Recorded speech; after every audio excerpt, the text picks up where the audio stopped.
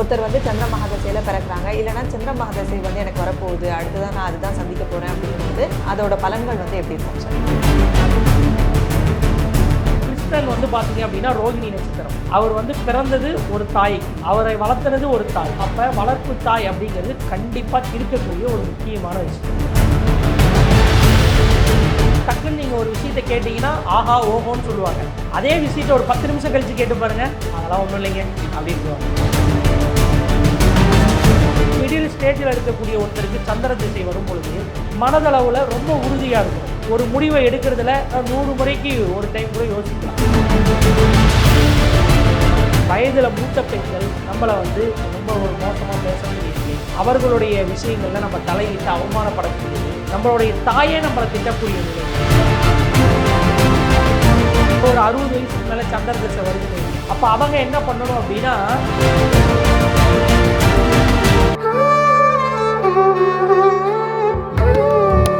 Astro Tamil அன்பு நேயர்களுக்கு வணக்கம். நம்ம சேனலில் தொடர்ந்து வந்து ஜோதிட ரீதியாக ஆன்மீகம், வாஸ்து, நியூமராலஜி அப்படின்னு பல இன்ட்ரெஸ்டிங்கான விஷயங்கள் வந்து பார்த்துட்ருக்கோம். அந்த வகையில் இன்றைக்கி ஜோதிட ரீதியான விஷயங்கள் பேசுகிறதுக்காக நம்ம கூட ஜோதிட சிரோன்மணி மீனம் விக்னேஷ் அவர்கள் இணைந்திருக்கிறாங்க. வணக்கம் சார். வணக்கம். ஸோ தொடர்ந்து நம்ம சேனலில் ஜோதிட ரீதியாக நிறைய விஷயங்கள் வந்து சொல்லிட்டு வரீங்க. ஸோ தொடர்ந்து நம்ம ஒரு கிரகத்துக்கு உண்டான மகாதசை பலன்கள் வந்து பார்த்துட்ருக்கோம். ஸோ அந்த வரிசையில் அடுத்ததாக வந்து சந்திரன் மகாதசை. ஒருத்தர் வந்து சந்திர மகாதசையில் பிறக்கிறாங்க, இல்லைனா சந்திர மகாதசை வந்து எனக்கு வரப்போகுது, அடுத்ததான் நான் அதுதான் சந்திக்க போகிறேன் அப்படிங்கும்பொழுது என்ன மாதிரியான விஷயங்கள் வந்து அவங்களுக்கு நடக்க போகுது, எந்த மாதிரியான விஷயங்களில் வந்து அவங்க கவனமாக இருக்கணும்? ஸோ இதை பற்றி கொஞ்சம் டீட்டெயில். அதாவதுமா, சந்திரன் அப்படிங்கிறவர் எப்படி இருக்காரு? ஒளி பொருந்தியவராக இருக்காரா? திடீர்னு 15 நாள் நல்லா இருக்காரு, அடுத்த 15 நாள் தேய்பிறை சந்திரனா மாதிரி ஒளி குறைந்து கொண்டே வருது இல்லைங்களா?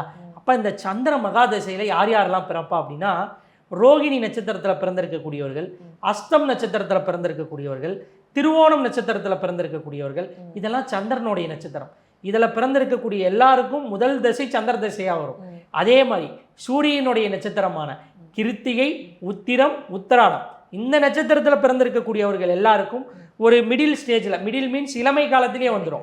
மிடிலின்னு கூட நம்மளால் சொல்ல முடியாது, அதுக்கு முன்னாலேயே குழந்தை பருவத்திலேயே அவங்க சந்திர தசையும் பார்த்துருவாங்க. அவங்களுக்கு எப்படி இருக்கும் அப்படின்னா, அம்மாவினுடைய பாசம் அதிகமாக இருக்கும், உணர்ச்சி வசப்படுவாங்க. சந்திர தசை பொதுவாகவே இந்த சந்திர தசையில் பிறந்திருக்கக்கூடியவர்கள் உணர்ச்சி வசம் அதிகமாக இருக்கும், டக்குன்னு உணர்ச்சி வசப்பட்டுருவாங்க. அதே மாதிரி ஒரு டக்குன்னு நீங்கள் ஒரு விஷயத்தை கேட்டிங்கன்னா ஆஹா ஓஹோன்னு சொல்லுவாங்க. அதே விஷயத்தை ஒரு 10 நிமிஷம் கழித்து கேட்டு பாருங்கள், அதெல்லாம் ஒன்றும் இல்லைங்க அப்படின்ட்டுருவாங்க. காரணம் என்னென்னா, டக்குன்னு பூஸ்டப் ஆகி டக்குன்னு டவுன் ஆகிடுவாங்க. இது சந்திரனுடைய இயல்பான குணம். என்ன காரணம்னா, சந்திரன் முதல் 15 நாள் பௌர்ணமி சந்திரனாகவும் அடுத்த 15 நாள் வந்து அமாவாசையாகவும் மாறிடுறாரு இல்லைங்களா? அந்த வளம் ஏறி குன்றுது. அப்போ ஏறி ஏறி இறங்குறதுனால அவங்களுடைய மனநிலையும் அப்படி தான் இருக்கும். ஒரு விஷயத்தில் அவங்களால தெளிவான ஒரு முடிவை எடுக்கவே முடியாது. ஏன்னா மனசு அப்படிங்கிறது தான் சந்திரன், அந்த மனது அப்படிங்கிறது சந்திரனை போலது. அப்போ மனசு டக்குன்னு நல்லா பண்ணுன்னு சொல்லும், திடீர்னு வேணான்னு சொல்லும், அதில் ஒரு குழப்பத்தை ஏற்படுத்தும். அப்போ சந்திர மகாதிசை ஒருத்தருக்கு நடக்குது அப்படின்னா, இளமை காலத்தில் அந்த குழந்தைகள் அம்மா சொல்வதை மட்டுமே கேட்பார்கள், அம்மாவினுடைய ஒரு இதுலேயே தான் இருப்பாங்க. அதே மாதிரி இவங்களுக்கு வந்து வளர்ப்பு தாய் அப்படிங்கிறவங்க கண்டிப்பாக இருப்பாங்க. சந்திர மகாதிசையில் யார் யார் பிறந்திருக்காங்களோ வளர்ப்பு தாய் அப்படிங்கிறவங்க கண்டிப்பாக கிடைப்பாங்க. ஏன்னா கிருஷ்ணன் வந்து பார்த்தீங்க அப்படின்னா ரோகிணி நட்சத்திரம். அவர் வந்து பிறந்தது ஒரு தாய்க்கு, அவரை வளர்த்துனது ஒரு தாய் இல்லைங்களா? அப்போ வளர்ப்பு தாய் அப்படிங்கிறது கண்டிப்பாக சந்திர மகாதசையில் பிறந்திருக்கக்கூடியவர்களுக்கு இருக்கக்கூடிய ஒரு முக்கியமான விஷயம். அதே மாதிரி இன்னொரு விஷயம் இதில் என்ன பார்க்கலாம் அப்படின்னா, இந்த சந்திர மகாதசையில் பிறந்தாவே குறைந்தது ஒரு 10 வருடத்திற்குள்ளாக அந்த வீட்டில் இருக்கக்கூடிய தந்தைக்கு ஒரு சிறப்பை ஏற்படுத்தும். ஏதேனும் ஒரு வருமானத்தில் நல்ல முன்னேற்றத்தை தரும். இல்லை 10 வயசுக்குள்ளே, அந்த குழந்தை பிறந்ததுலேருந்து 10 வயசுக்குள்ளே அவங்க ஏதாவது ஒரு வீடு, நிலம், இந்த மாதிரியான விஷயத்த வாங்குவாங்க. தொழிலில் நல்ல இம்ப்ரூவ்மெண்ட் இருக்கும். இந்த குழந்தை பிறந்த வாட்டி பரவாயில்லையே நல்லா இருக்கும் அப்படின்னு சொல்லக்கூடிய அளவுக்கு இந்த சந்திர மகாதிசை வேலை செய்யும். இதே மிடில் ஸ்டேஜில் இருக்கக்கூடிய ஒருத்தருக்கு சந்திர திசை வரும் பொழுது மனதளவில் ரொம்ப உறுதியாக இருக்கணும்.